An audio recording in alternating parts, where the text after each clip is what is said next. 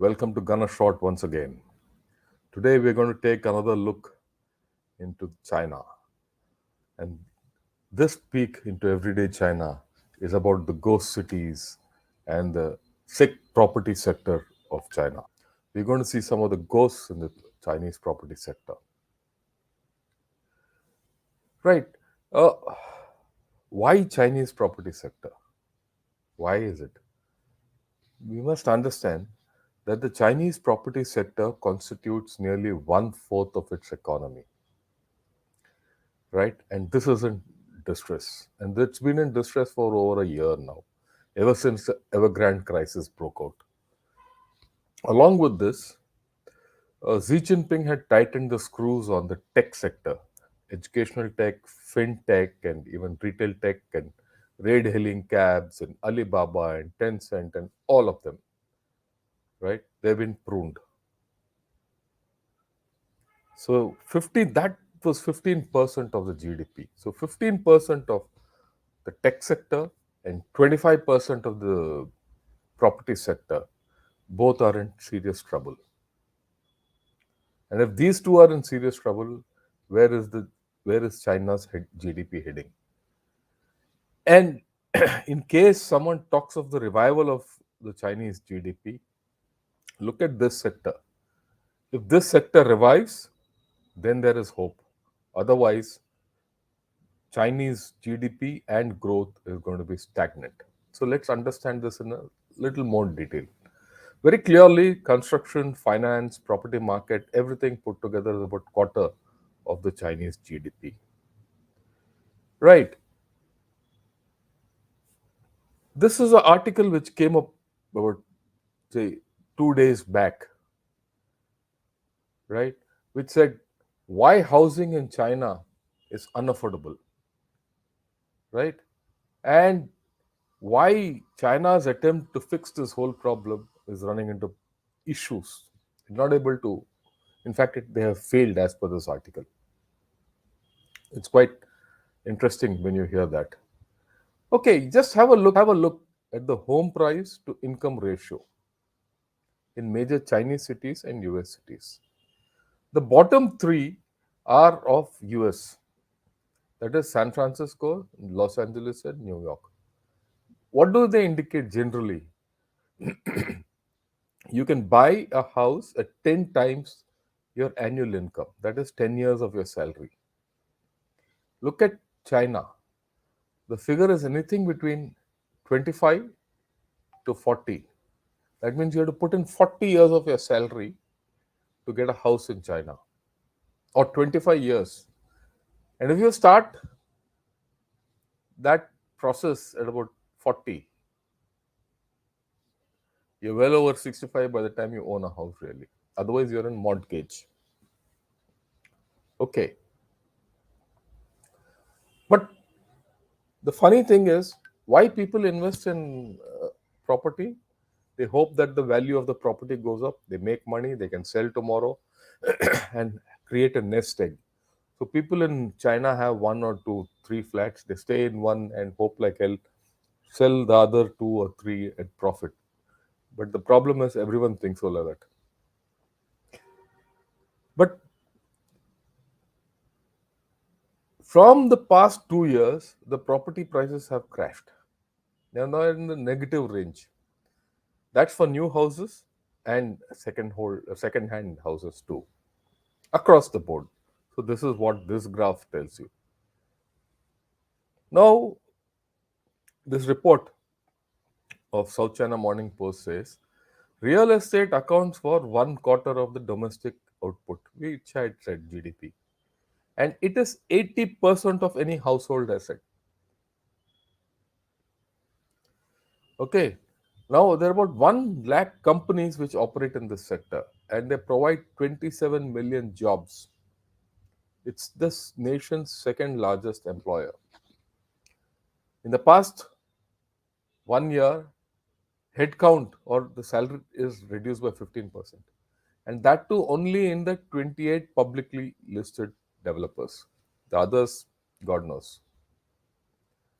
And those who are employed face steep pay cuts and usually up to 30 to 50%. This is damaging. This sector is shrinking. Sales of houses. And we'll look at a few other issues and everything comes into perspective. Right. What is this story all about? Housing has been a boom in China, and there are four players involved in this. First is the buyer, second is the developer, the third is the bank, and fourth is the local government. Local government. Okay. The funny thing in China is that the property is transacted on a pre-sale model. What is it? If I want a house, I go pay the developer full amount. He takes the full amount from me and sells me a house which doesn't exist. Now, to pay him upfront full, I have to put some FD or something in a bank. And against that FD, I take a loan, and that loan is what I give to the developer. And then, irrespective of whether I get a flat in hand or not, I start repaying the bank mortgages every month. So, what does the developer do? He takes my money, then he gets others to invest in it. He gets the banks to invest in it. You invested in the bank invests back in the developer. So it's round tripped. Then he gets other angel investors to invest. He collects a whole lot of money. He starts building the project, and then he starts another project. So it becomes a Ponzi scheme. And as he grows big, he invests in other activities. For example, the Evergrande guy, he had a football club for which he spent lavishly. Okay, where do the local governments come in this? The local governments promote the developer. Why? Because if the developer develops in their area, they can sell land, and land constitutes 30 to 50% of their revenue. It's a happy circle. Or because of that fellow being propped up now by the government, so he gets a highway for everything, to whatever he wants to do. And plus, there's an ancillary industry which is growing: cement, steel, fitment, sofas, furniture, luxury items. Flat मिल गया तो luxury item चाहिए. So it's a jamboree. Now the GDP grows beautifully till such time the Ponzi scheme collapses. The developer has overstretched himself. He can't pay back loans, and the whole thing comes down. And that's what has happened in China. We all heard of this rise and fall of the Evergrande group. It's not only Evergrande group. Every group there is in this kind of a thing. Kaisa, Fantasia. I'm hearing new things which I never knew existed also. Okay. All these guys are still in pain. Now, the funny thing which happened in August was that these guys who put their money in the banks, because the developer couldn't repay the banks couldn't repay FDs which were maturing. So all the people went and did a pradarshan. This was in Henan, but within a matter of about 10-15 days, it metastated to every other city, and many places people were on the streets. So what did the Chinese government do? They muzzled everything to the extent they even sent tanks. This is the one in Henan. And this was just before the 20th Party Congress. So no mercy. But people were told, okay, you don't have to pay mortgages. Some deal was given, and that was the end of the story. But people are still in pain. Their mortgages are still outstanding, loans are still outstanding, flats have not been given, and the developer doesn't have money to build the flat. So what happened then? Then the government put something together and said, okay, let's revive this sector, because this sector is too big for China to fall. That's the beauty. Now, let's look at it a little closer, because you get the detail. China's new home prices see sharpest decline in 7 years in October as property sector woes persist. This was reported in November. Okay, okay, falling, and the decline was sharper in tier 2 and tier 3 cities. Till then, the fall was only in major cities. Now it has started by October, November. The contagion had gone to tier 2 and tier 3 cities. When all this was happening, Xi Jinping ji was getting elected as the strongman of China, or rather appointing himself. Then Shanghai housing market collapsed, and something interesting happened. All those people who had money decamped, were transferring money out of China. It started then buying houses in Singapore, Malaysia, and any other place they could go, even USA. When I was in USA around, say, a month back, I did hear of people, saying that, look, the Chinese come with bag full of cash and buy houses. So that's a different story. I'll talk about that later, because that flow affects the political strength and the political economy of China. But that's for a later day. Today we'll concentrate only on property. Okay.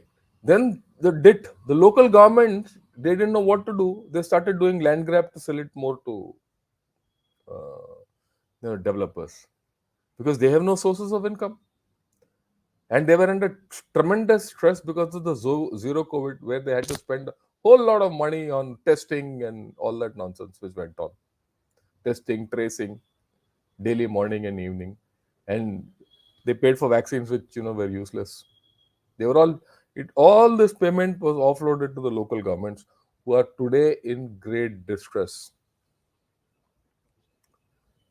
Okay, okay, wait. Yeah, in December, the home prices fell faster. By December, for 6 months, the prices of property kept going down and down and down. And that is what the first slide I had shown.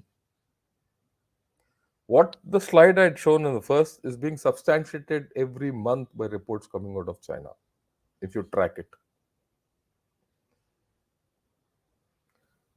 Okay, this is just one thing. One property guy, he even gave 36% discount on his flats.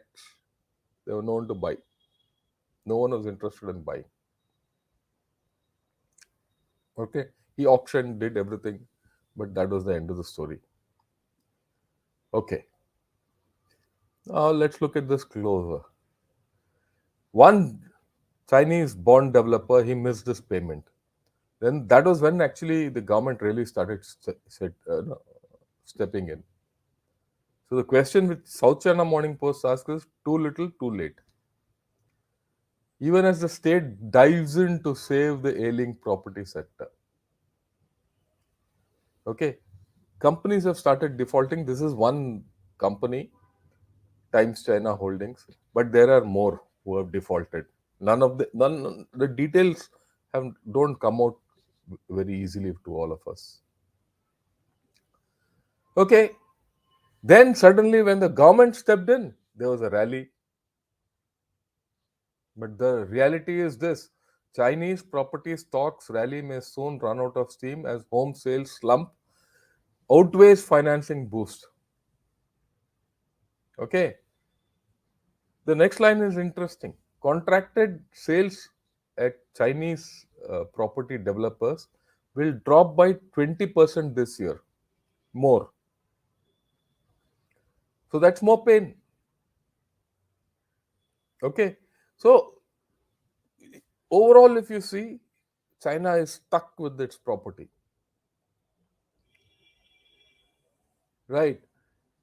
Or Alibaba, Tencent, they, you know, started firing people, dehiring people, downsizing everything. That resulted in the property bubble bursting, because people couldn't pay, right? And then the prices plunged. This is the real status of China. When we talk of China, we should understand. We just hear कि भाई China property में problem हो रहा है, but this is the real thing. Okay. And why is it the real thing? It is coming from South China Morning Post. The Global Times and Xinhua and all will not give all this out. Top 100 Chinese developers saw sales plunge 40% in 2022 as property crisis deepened. Top 100. Okay. It is now the survival of the fittest. Now that's huge. If 30% of your economy, which is your driver of your economy, investment, property, real estate, big tech, put together is 60% of Chinese economy. If that 30 to 40% of your economy is sick, how can you grow? There is something which we have to understand. Fundamental economics, if you understand, you will see that China can't grow. That's why I come out with these details. Now, the government has drafted a 21-point plan to aid developers with financing, debt extension, and all that. That's what has been reported. And when was this reported? Mid Jan. So logically, if the government steps in, and the way Chinese government side steps in, it pumps up the whole system. We all think, oh, they'll subsidize everything. China will pull a rabbit out of the hat and all that. In this case, I'm afraid China itself is the rabbit out of the hat. Right? So around the same time, this such an article also comes out. Is that bubble about to burst? And what is driving the crisis amongst local governments?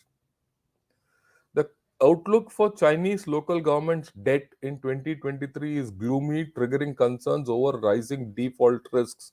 So the local governments are going to default. That means state governments, like say Tamil Nadu government or Orissa government or Punjab government, are going to default.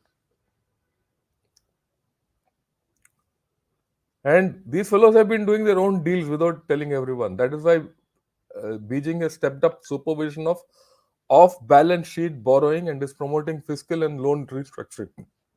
So it is not at the top; it is at the bottom. The bottom is shaky today. I mean, something which we don't understand unless you see these articles. They'll come once in 2 3 days. One article comes in one corner, so I just store it away. And after some time, when something logical comes out of the whole story, I put it together and I get back to you. Till some time back, it was through gunnershot.com. I used to the peak of Everyday China. Hereafter, it's going to be, uh, you know, on a video. Okay, what is this? Is latest. Few days back, right? I'll give you a close up so that you understand what date. You're talking of 27 January. 10 दिन पहले. Young Chinese say real estate isn't the nest egg was all. It was once all. It's all cracked up to be. Now, Chinese older generation invested considerable savings in property, buying up homes and flats. That would hopefully appreciate over the years, but times are changing. In fact, the times have changed so much that they've lost money. And when the old people lose money and their old life savings are losing, then there's a problem. Aging China, no consumerism. Unless China shifts to a consumer economy, it can't surface. So the problems galore, right? Chinese leaders still consider real estate to be a pillar of the nation's economy, but investor confidence appeared to be waning, especially the Gen Z, young people. They don't believe in this. The Chinese bonds are in pain, property is in pain, tech sector is in pain, young people don't believe in their own system. Where is China heading? I'm only parroting what these fellows have written about themselves. And if you see the authors, They're Chinese, right? Chinese home buyers have become cautious and look to Japan's experience, right? So property is becoming a negative value in China slowly. All efforts to stimulate demand is not coming out. Why? Jobs are lost, decoupling is taking place, more job loss, less pay, less disposable income, and what they have served saved in flats has gone down in value. That's why they don't want to have children also. So everything is interconnected. People say China won't collapse. Yeah, China won't collapse, but China won't rise either. I think if you look at the whole thing, property, tech, uh, population, decoupling, the days of China's rise are gone.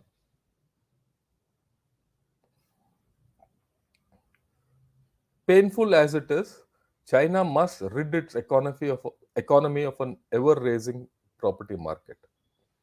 Well, this article I would recommend anyone who's interested in really understanding the whole story of China, read it.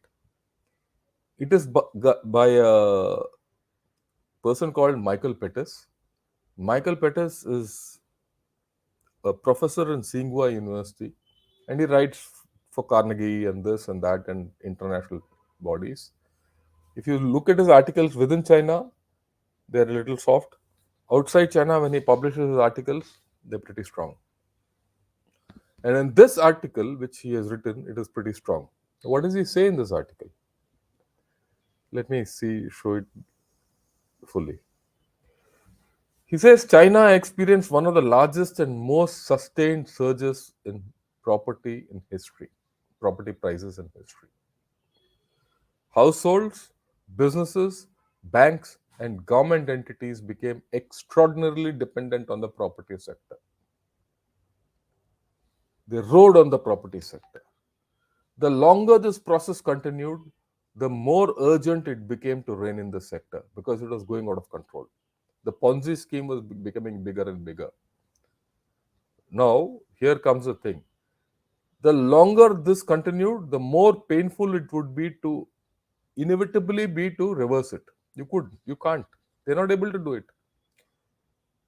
When much of the economy is explicitly or implicitly betting on an expansion in the property sector, because everyone wants property to go up and make money. Therefore, it cannot come as a surprise.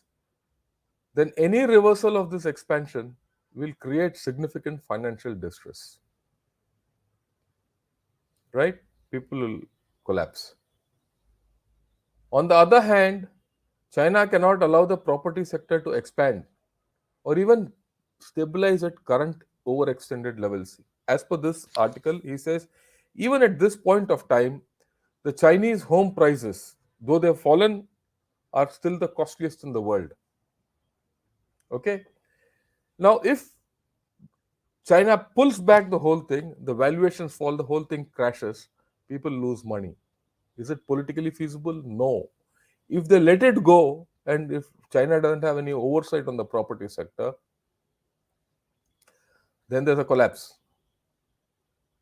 So China is in the horns of a dilemma with its property. This article came a month or two back, but I've shown you those clippings which are recent, and China has not come to grips with it,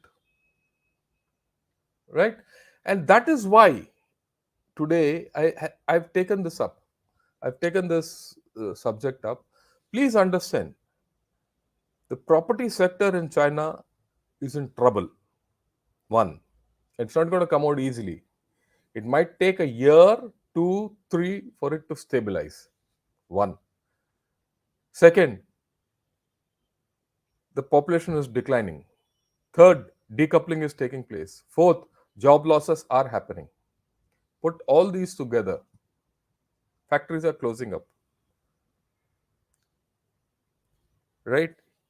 Everyone is trying to limit their exposure to China. They'll not do away with China. No. If a chap was doing 100 transactions per day, he'll probably bring it down to what 80. If that 20% goes out of the Chinese economy, where will Chinese economy be there? You think it's not the reality? Almost 50% of Apple production is out. It's in India today. So when you look at the whole thing, the property sector is the pulse which will indicate to you which way China is heading. Will China be able to restructure its economy and get out of this property problem? Is a thing we'll see